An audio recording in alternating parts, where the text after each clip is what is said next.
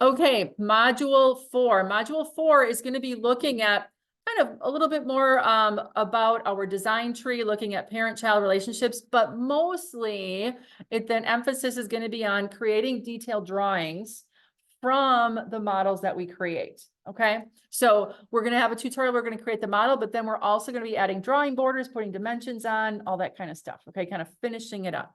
So if we look at learning plan number 4, there are 2 chapters listed, okay, but it's really one problem. We're going to be generating the model in chapter 7, okay, and then we're going to be adding the drawing border and going through the process of creating a detailed drawing with dimensions, and that's chapter 8. But we are not going to be following it exactly chapter 8, and that's why it's important to follow along here in this tutorial as we work through those. So again, you can kind of see here what we're going to be working through. And then you're going to notice that there's going to be an assignment 4. Let's peek ahead at that, so you just have an idea of what we're going to be looking at here. So I'll go back just a level here.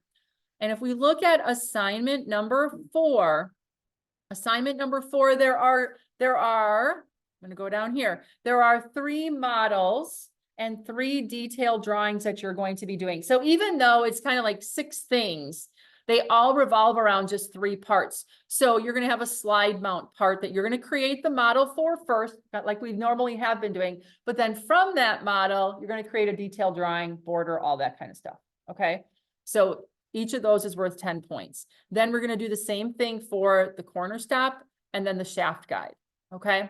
Now I'll talk about guides. This is not going to be a free for all creating your final drawing. What I have up here for you are drawing guides, and what those drawing guides are really what you need to create, okay, based on current drafting standards. And we're going to be talking about some of those drafting rules as we do them. So if I click on this drawing guide, this is just a PDF, and this is going to be then the detailed drawing that you'll be creating from the model that you would have also done, okay? So I want you to use this guide for how you're going to be formatting and creating your drawing. Okay, does that make sense? So you don't have to try to decide where the dimensions are going to go. This is going to be your guide for doing that. Okay, it's kind of like the answer key, except now you just have to make sure that you can put all the dimensions and such in place. Okay, and I'm going to be showing you today how to go through that process. That's what our UBracket tutorial is going to be about. First creating that model and then creating that detailed drawing from it. So if I go back into assignment number 4, there is a guide for each one of the assignments that you're going to be handing in. So there's going to be one for the side mount right here, one for the corner stop, and one for the shaft guide. Okay. So when you get to the detailed drawing, you're going to duplicate what's here on the guide. All right. And I'll reiterate that a little bit later, but that's the assignment that you have for this. So it's creating that model and then the detailed drawing for it. And so the big thing here is the detailed drawing. That's what we're going to be focusing on, getting dimensions in place and drawing borders. Now, so we're going to first look at chapter 7. Okay, chapter 7. So if we go to chapter 7, like the tutorial, if you would, starts on page 7.3. And they talk about in the beginning here, this parent-child relationship, okay? And the problem that we're going to be doing is a UBracket. So the problem or the part that we're going to be creating is going to be this part right on the next page. And we're going to be creating it in a certain order and kind of connecting or selecting different things.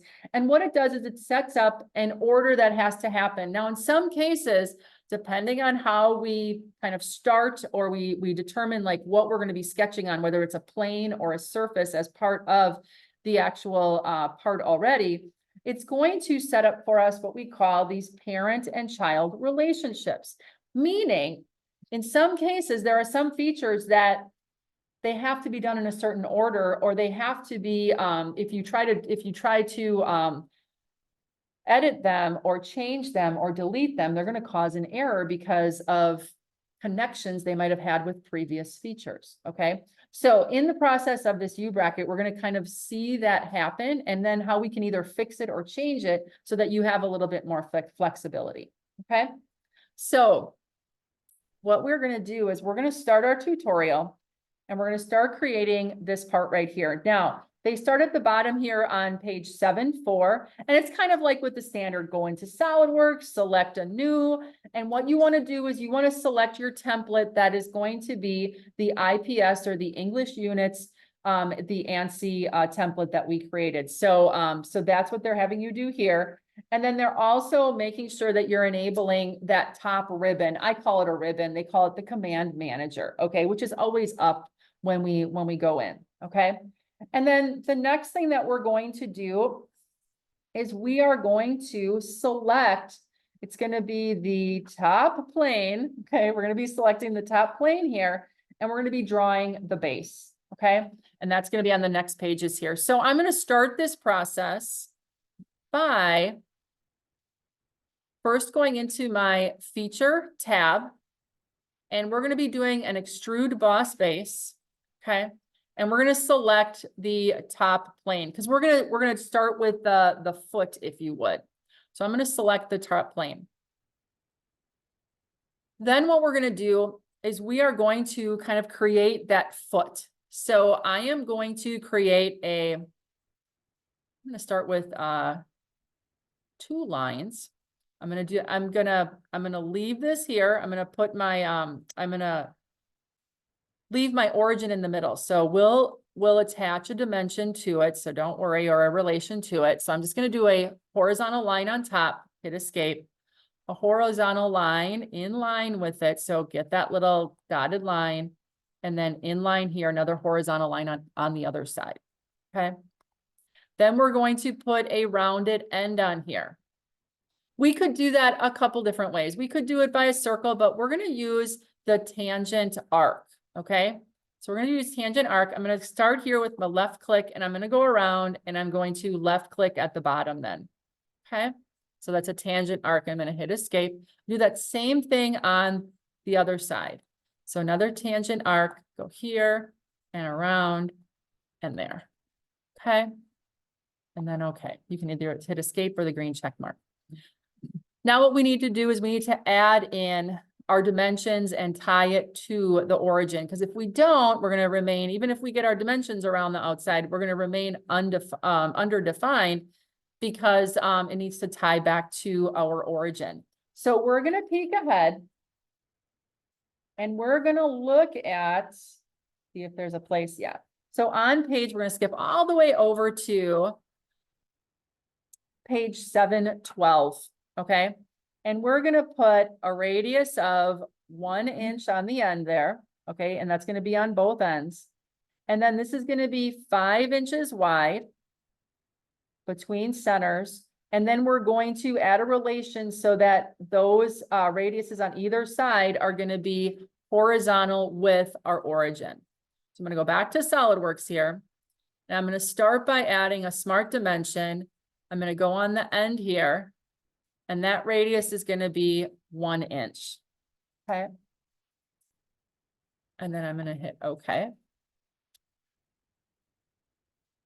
And then I'm going to add a relation so that this radius and this radius are going to be equal to one another. Okay, equal. That's what we see here. So I clicked on left click this radius and this radius. And I want those two to be equal. That way, you don't have to do this. If I change one of them to, let's say 1.5, they both increase to 1.5. Okay. If I wouldn't have that equal on there, they wouldn't go the same. Okay. The next thing I'm going to do is I'm going to add my 5-inch dimensions. So I'm going to do smart dimension from this center to that center, and that's going to be 5 inches. So it shortened it up, right? Okay. The next thing that I'm going to do is add a dimension to go from the origin to one of the radiuses so I can have half of the 5 inches. So I'm going to do a smart dimension from my origin to my center, and that is going to be 2.5. So that gets that. And then I believe the last one is just going to be aligning each one of these centers to the origin. So we're going to go up and add a relation from the origin to the center to that center, and we want those all to be horizontal to each other. And now I'm fully defined because now it knows where it's at in space in relationship to that origin as well as the dimensions that I added. Okay. All right. So down here we say fully defined. So I am ready now to exit my sketch. Okay.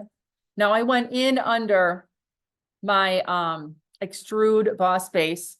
So now what I want to do is I want to make this a thickness of 1/2 inch. And if you need to, I kind of like always looking at the original drawing. The original drawing is back on page 7-4. Peek underneath here. And I know it might be hard to see here, but that's a 1/2 inch dimension right there, 0.5 for the thickness of that bottom foot. So I'm going to have a blind, and this is going to be 0.5. And then, okay. So this is my base. So I'm going to rename this. I'm going to call this my base. Now in the book, what they did is they put the holes in that base right away. Again, if you want to try to edit those holes at some point, maybe just change the size of those holes from 1/2 inch to something else, you're going to have to try to figure out where it's buried, if you would, in a sketch to see where it's at. So I like to always, every individual feature, I like to be separate because it's easier to edit later on. Okay. So it's better practice, if you would.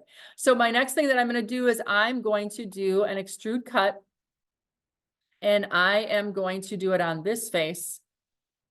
And we are going to create a circle. Now activate that radius because it shares the same center as that radius.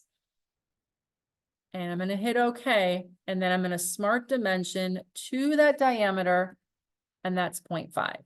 So by just adding that one dimension and it's sharing the same center as that other radius, I'm fully defined because on the previous feature sketch, we fully defined that radius. Okay. So now I'm going to hit OK. I'm not going to put the other one in because I'm going to mirror the other one to the other side. That way they'll always be tied to one another. So I can hit exit here. I do have the extrude cut going. I'm not going to do a blind. I'm going to do through all.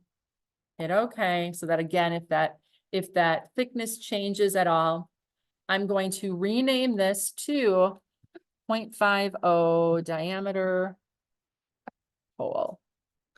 Go. Now, I'm going to take that one. I'm not going to draw another separate circle here. I'm just going to take that and I'm going to mirror it over the center of that part. So I'm going to first select the 0.5 diameter, and on the feature ribbon, I'm going to go over to the mirror function. Okay. I'm going to click on mirror, and it wants to know what is the plane or the face that you want to mirror on. So up here in our area, we're going to click on the part 1. We'll rename it in just a second. We'll make it the UBracket. But if we expand that out, we can see what I want to do is I want to select the right plane, which is right in the center of my part. Okay.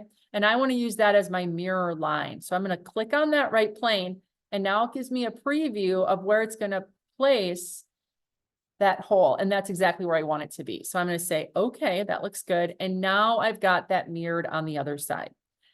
I've added 2, I'm going to expand this one out too. I added 2 features already. I'm going to take time right now to save this. So I'm going to go File, Save As, navigate to Module 4. I have a directory for Module 4, put it where you normally do so that you can get back at it.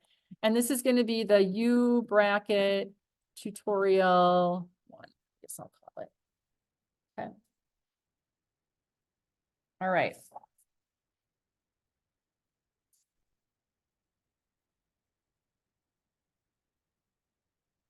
Okay. The second feature that we're going to create is going to be the dome over the top here. Okay. Now, how we're going to create this, I'm going to scooch over. This is on page 715. We're actually going to select the front plane as our sketch plane because that's in the middle of the part. We're going to sketch on that front plane. And then we're going to, if you look here, it's going to be an enclosed sketch right there. Okay.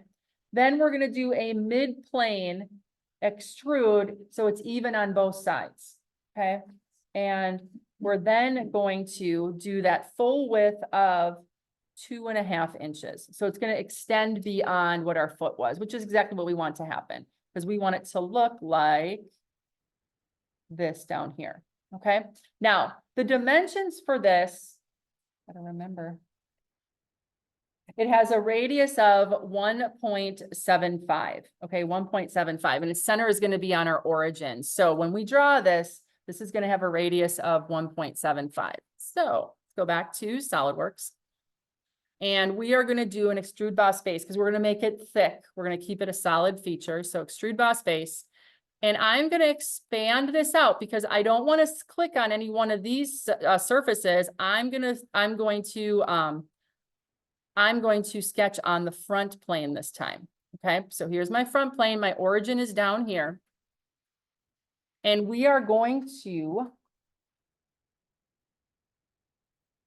start I'm going to do the circle. Circle, I think, is the easiest. So I'm going to do a circle.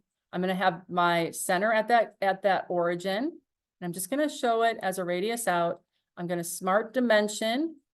Now, this is going to be a radius of 1.75.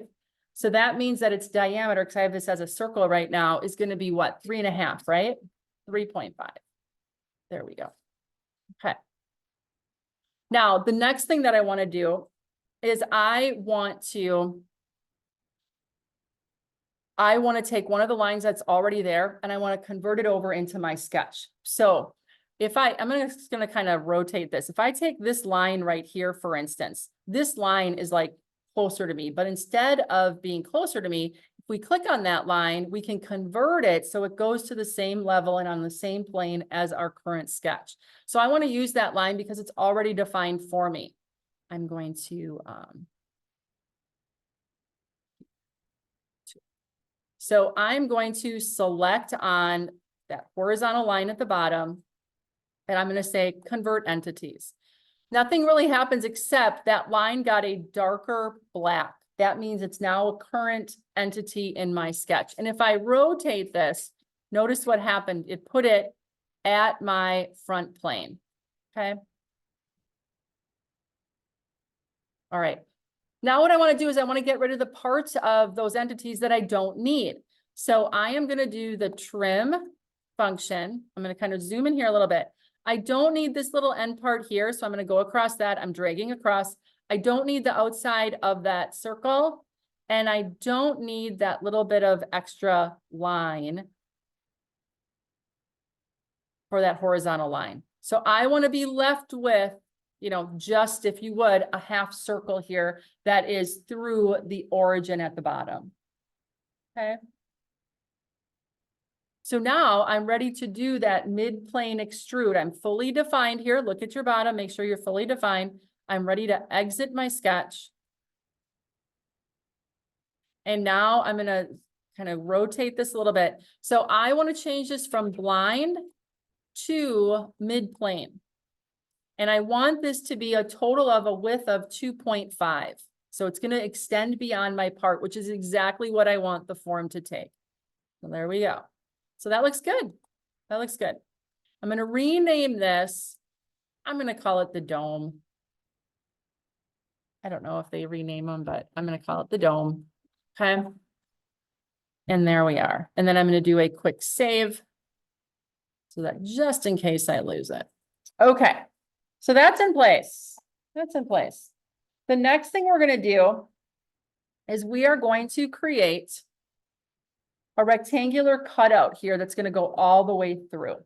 Okay, a rectangular cutout. That cutout, the dimensions are here. We're going to put it on the front face. It's going to be a total width of 2 inches. It's going to be centered, so it's going to be 1 inch from the origin, and then it's going to be 1 inch high. Okay, and we're gonna select that front face there to actually sketch it, and then do a through all for the extrude cut. So we're going to go in under an extrude cut. We're going to select that front face of the dome. We're in the sketch mode. I'm going to go up to the rectangle function. You could use the line function if you wanted to, but it's just 2 less clicks. So I'm going to grab down here on the bottom. I'll just kind of zoom in here. And I'm gonna do my upper right about there. Okay. And now what I'm gonna do is I'm gonna add the dimensions that we see on page 717. So I'm gonna smart dimension first the width, and that's 2 inches. And then I'm going to go from one side to the origin, and that's going to be 1 inch. You can do either side. It's just to center it. And then the height is going to be 1 inch. By putting in that last dimension, I should be fully defined, which I am. So I have the sketch on that front face. Now I want that to cut all the way through. So I'm going to exit my sketch here. Right. And I'm going to rotate, and this is going to go all the way through. So I want to make sure that it's on through all, which it is. Right. And I'm going to hit OK. All right. And there we have it. There's our, I think we're going to call it rectangular cut, or RECT cut, rectangle cut. And I'm going to expand out that sketch. See. And I'll do a save. All right. The next feature that we're going to add is going to be a 1/4 inch hole. Okay, it's just a little hole that's on the top. So I'm going to go back over here. Our final part is going to be, oopsie, it has this little hole here. It's a 1/4 inch hole. And if we look on page 718, so this is 719, this is 718, we're going to select underneath the part on that surface, and we're going to show a through hole there. Okay, and it's going to be right at the origin and going through to the top, okay, of the dome. So I'm going to go back to SolidWorks here, and I'm going to flip this over so that I have the ability to select that surface when I'm ready. So I'm going to do an extrude cut, and I'm going to select that under surface there, right there. And now we're looking straight on. I'm going to do a circle. I'm going to put it right on my origin. I'm going to put it there, and I'm going to smart dimension it to be a 1/4 inch, 0.25. Okay. All right. And it's fully defined because we have it on the origin, and it's right there, you know, on that surface. So now it's fully defined with its dimension of a 1/4 inch. I'm going to exit, and I went in underneath the extrude cut, so it's going through all. That's exactly what I want it to do. And I'm going to say, okay. And then I'm going to rename that as the 0.25 diameter hole. And we'll expand out that sketch to see that it is indeed fully defined, and do a quick save. Okay.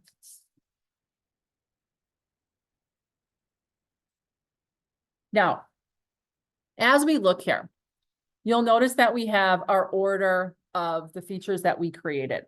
Okay. So we start out with our base first.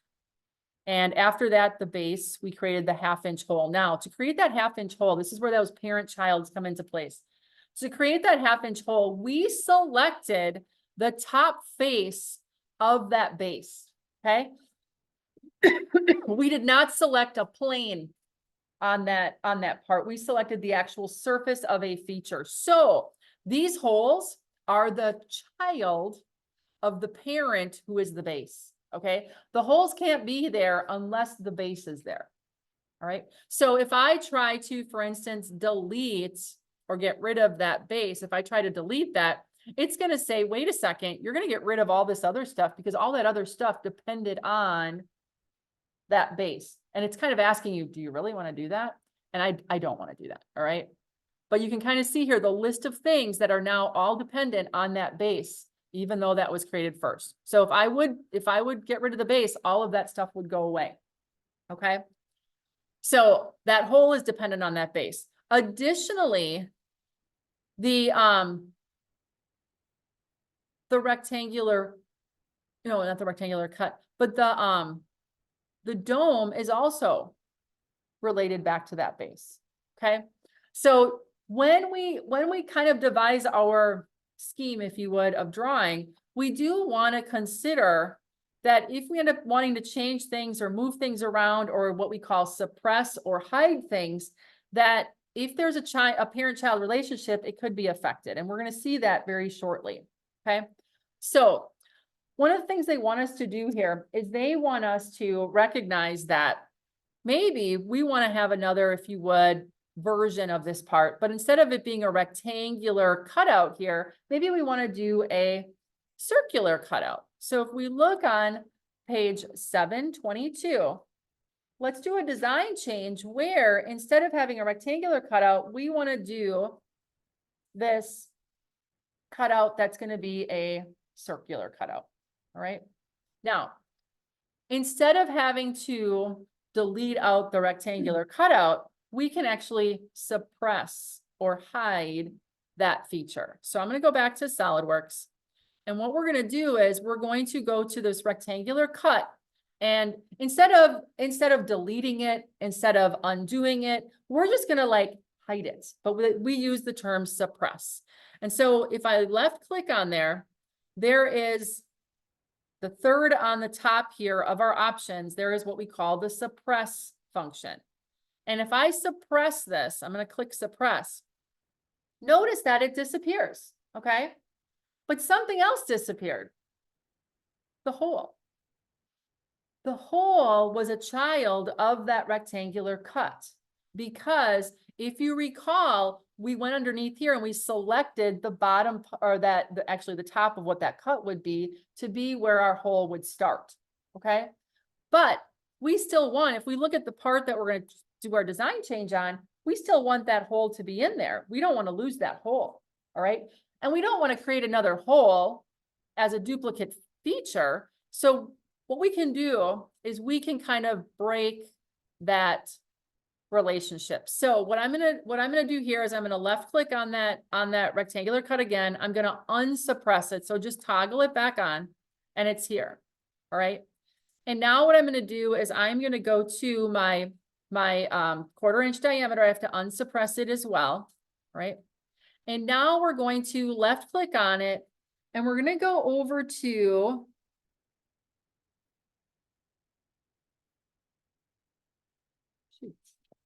like, hold on 1 second. Edit the sketch plan. Oh, okay. So expand out your sketch. That's why I wasn't seeing it.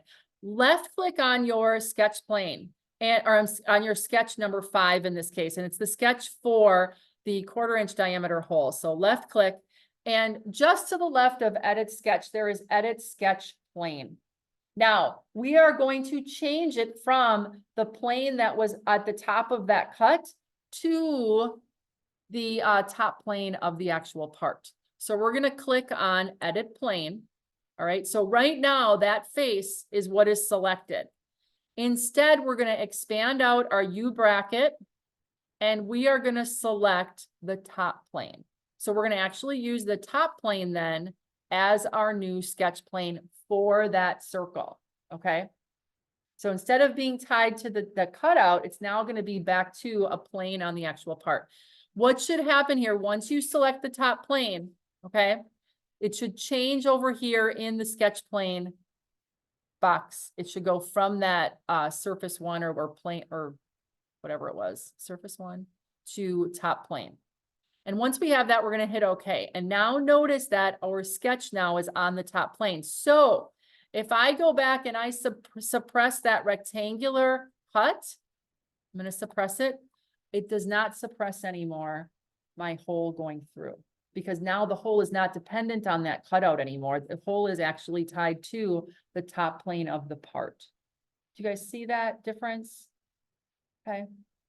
So you have to kind of be thinking about those things as you're going forward, because if indeed you want to change something or you want to suppress something, think about those parent-child relationships that might be affected. So sometimes then tying back to that top right or front planes, make it more generic as opposed to being tied to a feature. Okay. So now I still have my hole going through here. I did suppress that rectangular cut. So you'll notice that it's grayed out.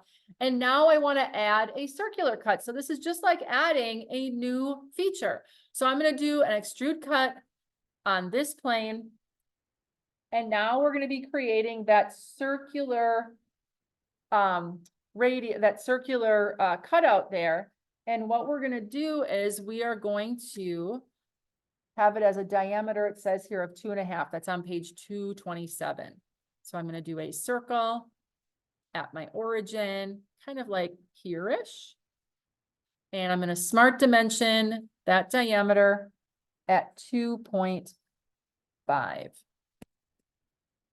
Okay. And again, this is on page 227, the actual dimension. Okay.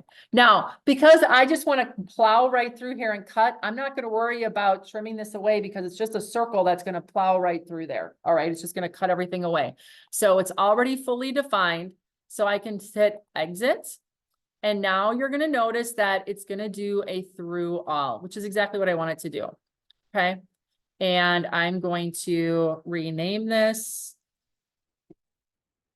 circular cut. And I'm going to expand out that sketch. And I'm going to do a file save.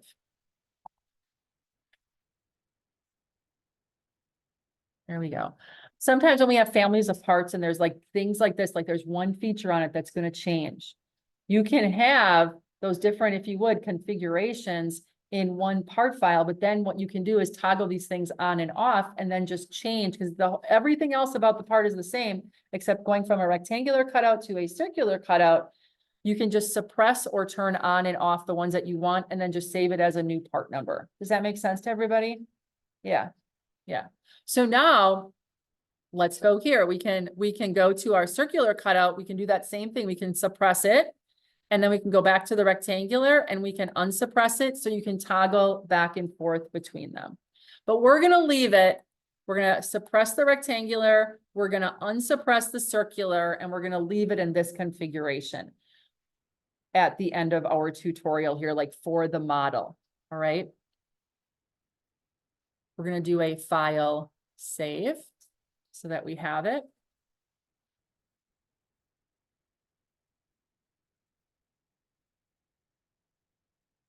And what I want you to do for your practice problem for the model of the UBracket, make sure that you show it like this, where you see the circular cutout, that is going to be unsuppressed. But I want to make sure that you have the rectangular cut in there suppressed. So it's going to be grayed out, but make sure that you have all of your sketches expanded out so that I can see that they're all fully defined. And then this is where you would take your screenshots of, you know, the design tree, the model, and then making sure that you have the name up there. So that'll be the first part of the practice problem screenshot that you're going to do for just the model. Okay. I am going to stop the video here. We're going to stop it kind of at the model. And then the next video that I have, we're going to pick up and we're going to then go through the process of how do we create a drawing from this model. Okay.